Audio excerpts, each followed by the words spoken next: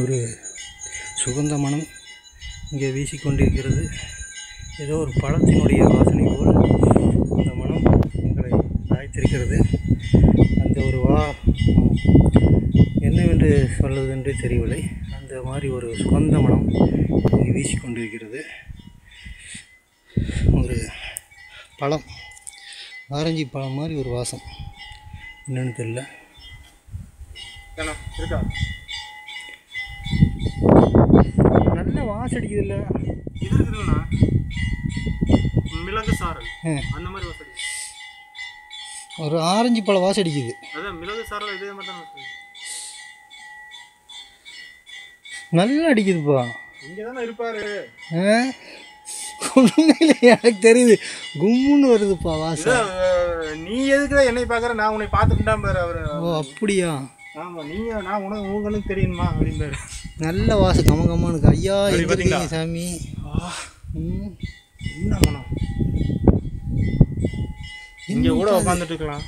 என்னப்பா வாசம் அது? எனக்கே தெரிய மாட்டேங்குது.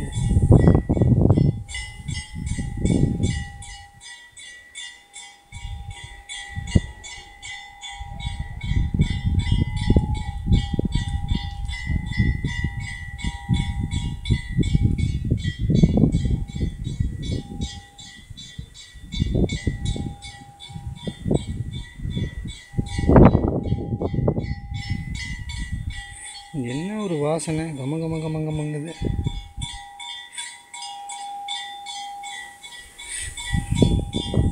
ஆஹா,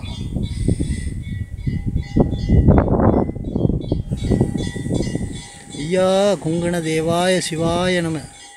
ஓம் சிங்ரங் அங் சிங் ஸ்ரீ கொங்கண தேவாய சிவாய நம. ஓம் சிங்ரங் அங் சிங் ஸ்ரீ கொங்கண தேவாய சிவாய நம. என்ன வாசனை இல்லை.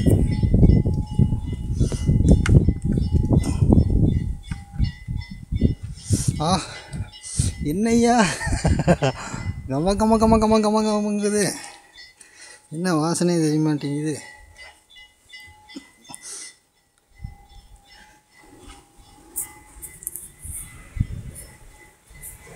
இதுவும் ஒரு குகை தான்.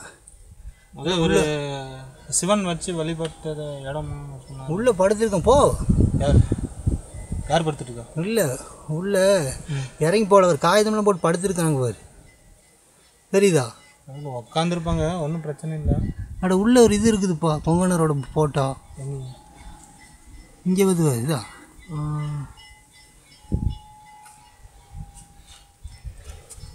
இப்பொழுது நமது வீராதி வீரர் அந்த கோவைக்குள் செல்ல இருக்கிறார். நான் தான் டர்போக்கு போகல, நம்மால் போகிறாரு.